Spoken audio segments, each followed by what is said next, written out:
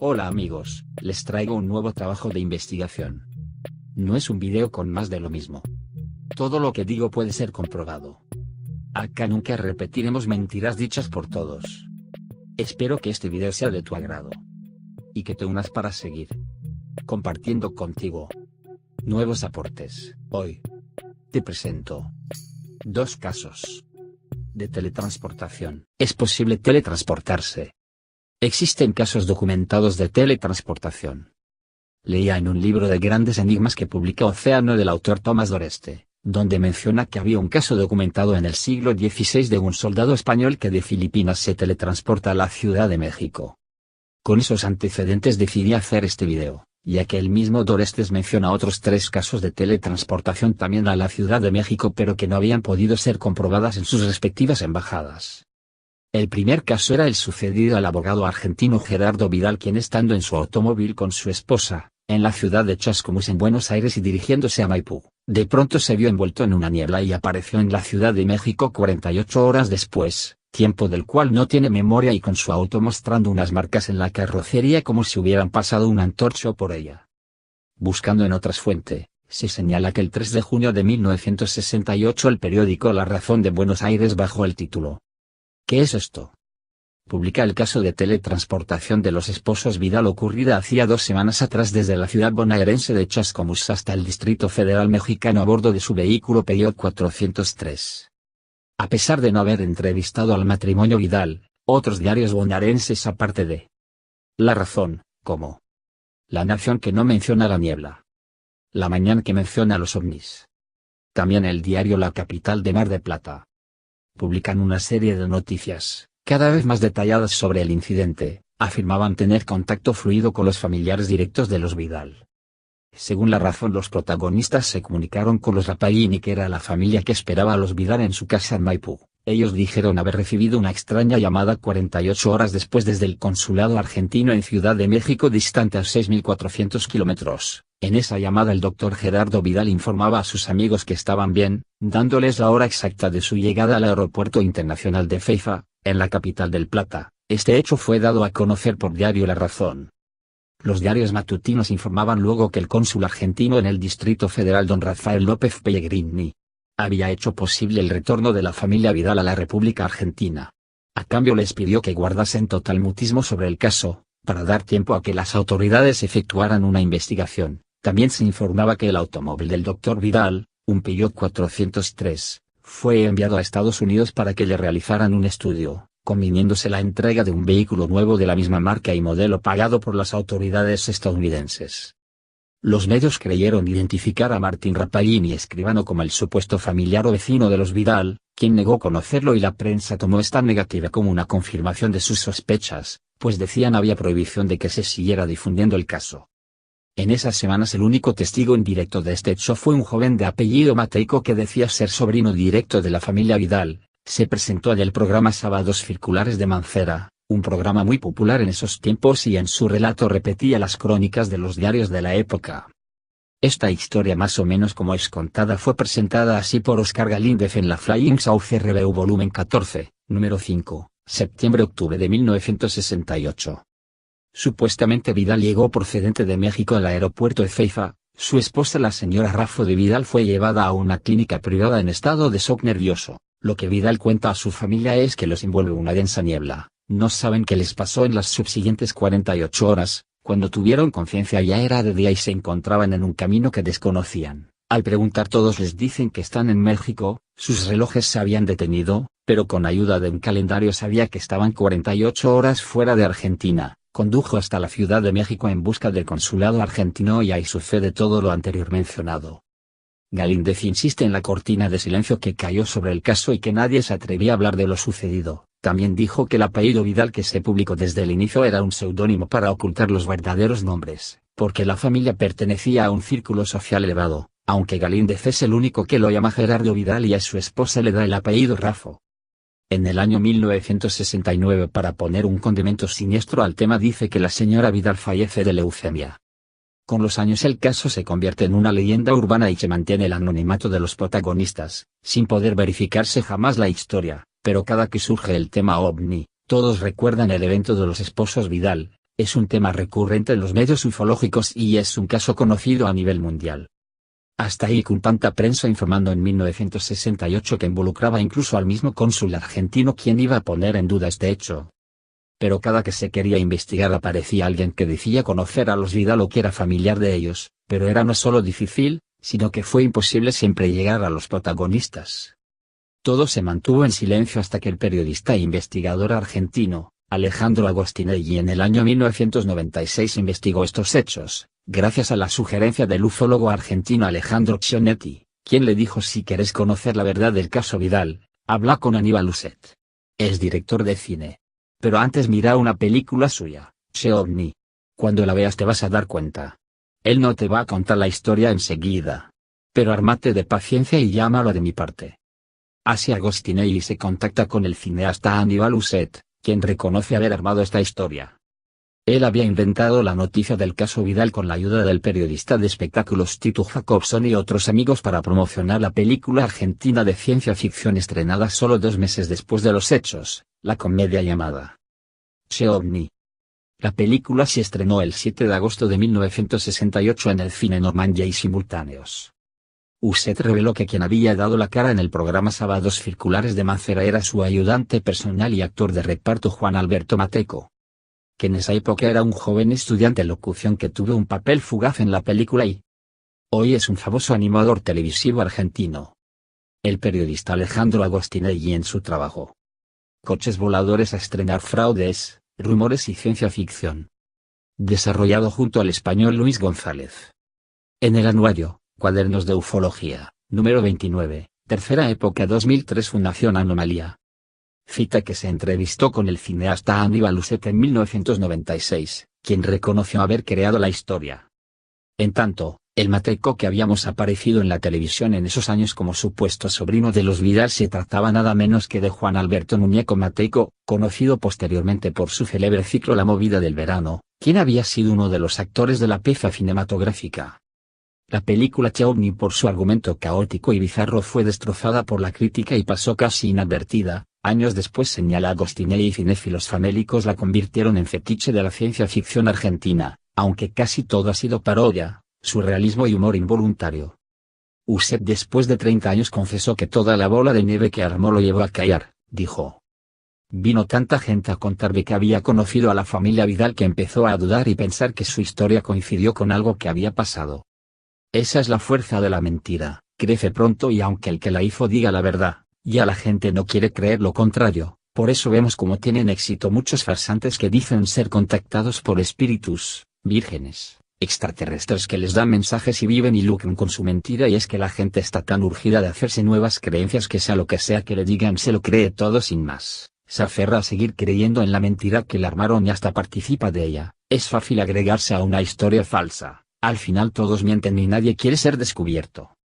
Para los curiosos la película de Uset, Che OVNI trata la historia de un cantante de tangos que tira dedo en la carretera, lo recoge una rubia en un auto Peugeot 403, también blanco como el del caso Vidal, luego de tener supuestas relaciones con la rubia cambian de sitio y él conduce pero la luz de un platillo adormece al cantante y la rubia sale de auto, se esconde detrás de un letrero y se ve que ha perdido toda la ropa y se ve un ovni levantando el auto. Luego al cantante le ve conduciendo en la carretera y llega a un letrero que le señala está cerca a Madrid, cuando despierta la acompañante, ya no es la rubia sino una morena, pero sería una extraterrestre asumiendo una forma. El objeto del rapto es que ambos procrearán, luego será transportado a Londres en donde no le creen en su embajada, de ahí es llevado a París y de ahí llega a Ezeiza, el mismo aeropuerto que supuestamente llegaron los Vidal, pero el cantante llega en un avión que en realidad es un ovni camuflado lleno de azafatas que son extraterrestres.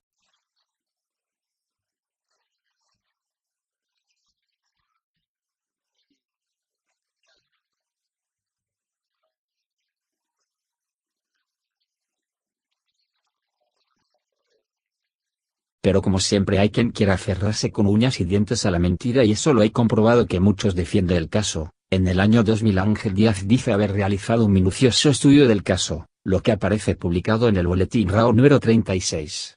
Y concluye que la película es la que se basó en un caso real, como si fuera posible hacer una película en un par de meses ya que los supuestos hechos de los Vidal se dieron a fines del mes de mayo y principios de junio y como ya se dijo, la película se estrena en agosto de ese año. La gran investigación de Ángel Díaz se sostiene en el testimonio de una testigo que mantiene su anonimato, pero asegura ser sobrina de dos testigos directos de caso.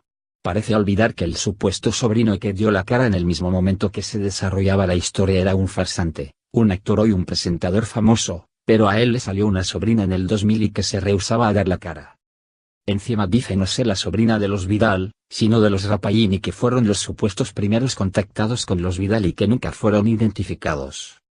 Bueno, su investigación es para ingenuos que quieran aferrarse a esta mentira y para los que quieren seguir viviendo a costa de ella.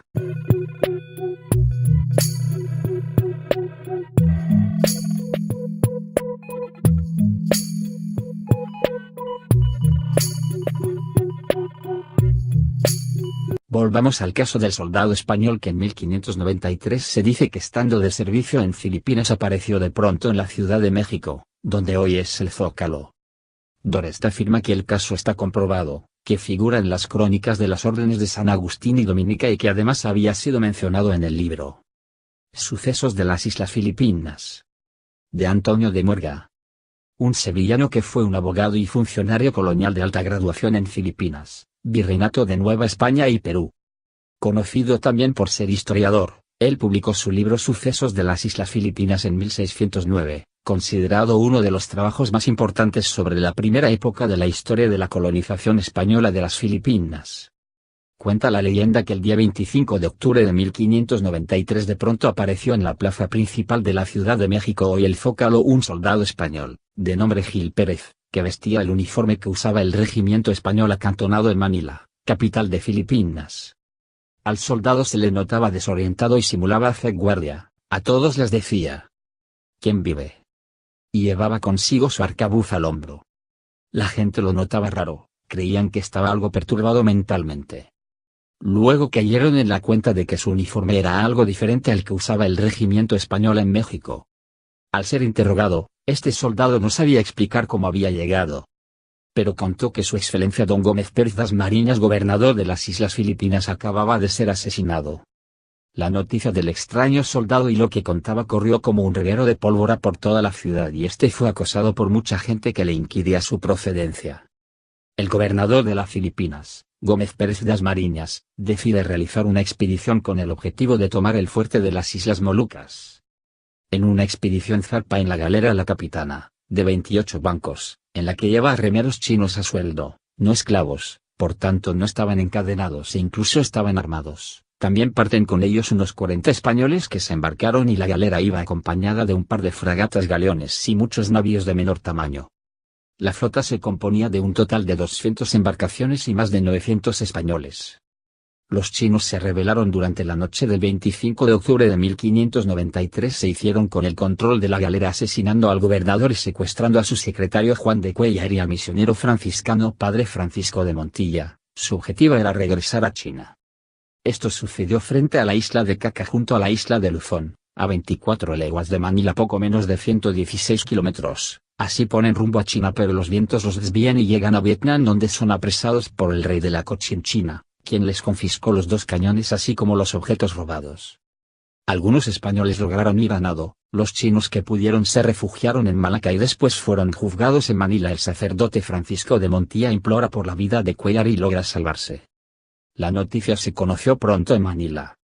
El soldado dijo que lo último que supo fue la noticia del asesinato del gobernador y estando esa noche de guardia en Manila en el palacio del gobernador, se apoya cansado contra la pared y al despertar estaba de día en la Plaza de México. Era la fecha que era ese mismo día en México.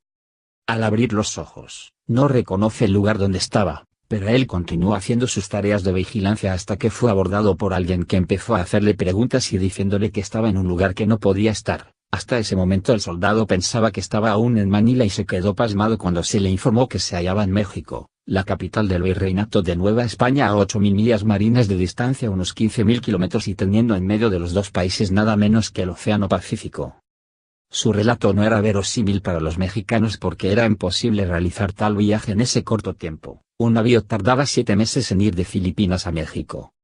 He visto que algunos niegan el hecho precisamente porque el gobernador muere de noche. No se sabe la hora, pero al estar cerca de Manila la noticia llega rápido. Si se toma en cuenta la diferencia de hora entre México y las Filipinas, la diferencia entre ambos países es de 16 horas. por lo cual mientras el gobernador era asesinado de noche, el soldado bien pudo enterarse en la madrugada del 26 y aparecer el mismo 25. De día para México. Dicen que el Tribunal de la Santa Inquisición lo lleva a juicio, pero lo único que el soldado pudo decir en su defensa fue que había viajado desde Manila a México de alguna manera que él desconocía. Durante el interrogatorio, Gil Pérez repitió la misma historia una y otra vez, siendo según algunos, su testimonio recogido por el fraile Gaspar de San Agustín y hasta mencionan las declaraciones de Pérez tal y como dicen las transcribió el fraile. Escuchemos. Mi nombre es Gil Pérez, testificó el soldado. En cuanto a estar aquí de guardia, hago en la medida de lo posible lo que se me ordenó.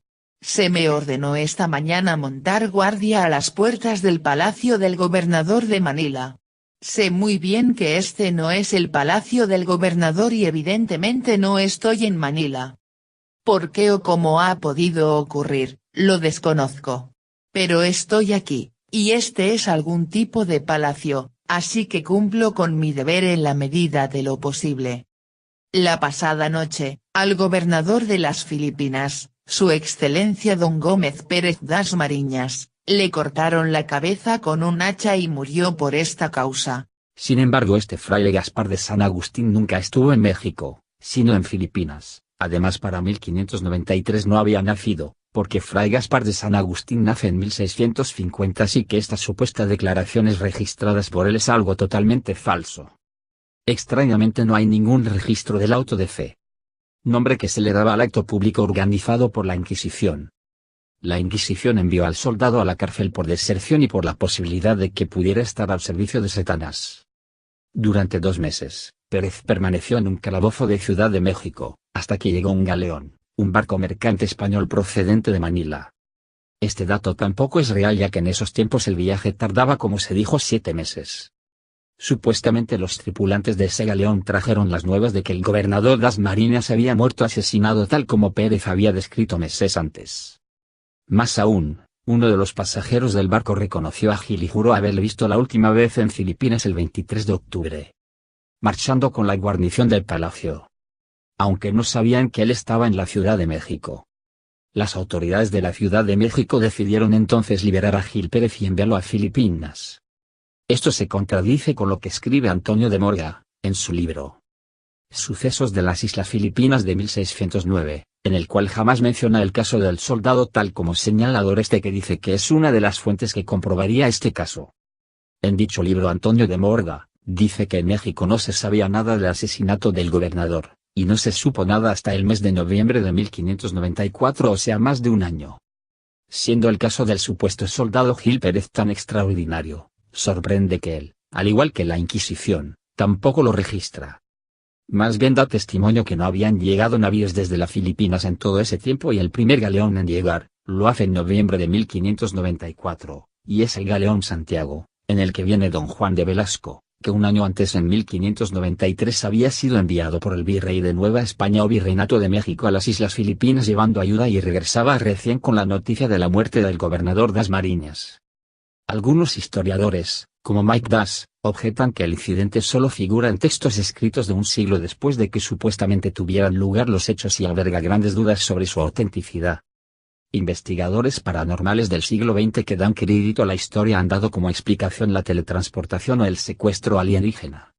Thomas Ivan Jambier, fue un folclorista e historiador estadounidense nacido en Filadelfia de ascendencia provenzal, que vivió en México. Relató la historia como una leyenda conocida por los pobladores de todas las clases de la Ciudad de México y la publica en la edición de diciembre de 1908 de Harper's Magazine, bajo el título La leyenda del espectro viviente. Es él quien bautiza al soldado con el nombre de Gil Pérez. Dicha historia fue parte después una serie titulada Leyendas de la Ciudad de México, publicada en un volumen recopilado en 1910. Jambier señala que los motivos similares son comunes en el folclore. Los cuentos de la Alhambra de Washington Irving incluyen la historia Gobernador Manco y el Soldado, que guarda similitudes con esta leyenda. La historia de Jambier de 1908 se basa en una versión española por folclorista mexicano Luis González Obregón, publicado en 1900 en su colección México Viejo, Noticias Históricas, Tradiciones, Leyendas y Costumbres, bajo el título Un aparecido. Obregón afirma que en 1609, Antonio de Morga escribió que la muerte de Pérez das Mariñas se conoció en México el mismo día, aunque de Morga expresa su ignorancia de cómo se produjo. Pero ya está probado que ese dato es totalmente falso. Antonio de Morga jamás dice eso, sino lo contrario.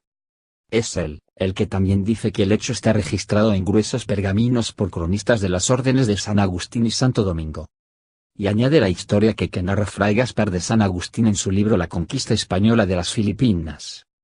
Fray Gaspar sí relata brevemente la leyenda, no da el nombre del soldado y atribuye su teletransporte a la brujería. Como se dijo antes, este fraile jamás estuvo en México y registra la historia después de más de un siglo, y tampoco dice cuáles son sus fuentes. La versión sobre este episodio escrita por Fray Gaspar de San Agustín en su libro Conquista de las Islas Filipinas, Madrid, 1698 se encuentra en la parte tercera y no en la primera del libro y está consignada al final del capítulo 12. Es la siguiente. Es digno de ponderación que el mismo día que sucedió la tragedia de Gómez Pérez das Mariñas, se supo en México por arte de Satanás, de que valiéndose algunas mujeres inclinadas a semejantes agilidades, trasplantaron a la Plaza de México a un soldado que estaba haciendo posta una noche en una garita de la muralla de Manila, y fue ejecutado tan sin sentirlo el soldado, que por la mañana lo hallaron paseándose con sus armas en la Plaza de México, preguntando el nombre a cuántos pasaban. Pero el Santo Oficio de la Inquisición de aquella ciudad le mandó volver a estas islas, donde lo conocieron muchos, que me aseguraron la certeza de este suceso. Tuvose también noticia con brevedad en España del infortunio del gobernador por la India Oriental. Y así, proveyó su majestad por sucesor a don Francisco Tello de Guzmán, que llegó a estas islas por julio de 1596. Por este relato escrito en 1698 vemos que Fray Gaspar de San Agustín llega a Filipinas en 1667 a 74 años de sucedidos estos eventos. Es imposible que hablara con testigos directos y cuando dice que en España se supo también en la brevedad posible y que su majestad envía al que llama sucesor del gobernador Gómez Pérez das Mariñas, ese sucesor llega 2 años 9 meses después. Otro escritor mexicano, Artemio del Valle Arizpe, también la cuenta en Historias de vivos y muertos. Leyendas, tradiciones y sucedidos del México virreinal. Escrita en 1936. Incluye una versión de la historia titulada Por el aire vino, por la mar se fue. Y de esta obra saltó después a los libros y páginas esotéricas. Algunos lo relacionan con los ovnis y alienígenas. El hecho que el relato solo sea citado por el cronista Gaspar de San Agustín a más de 100 años de acontecido el suceso y que otros escritores posteriores especialmente en el siglo XX lo mencionen siguiendo ese relato de Arizpe, es la razón por la cual que muchos no lo tomen en serio, en especial los escépticos. Espero te haya gustado esta nueva investigación que desvela que alrededor de ambas leyendas se tejió mucha información que no se ajusta a la historia. ¿Y tú qué piensas? ¿Crees que esta historia es verdadera? Deja tu comentario.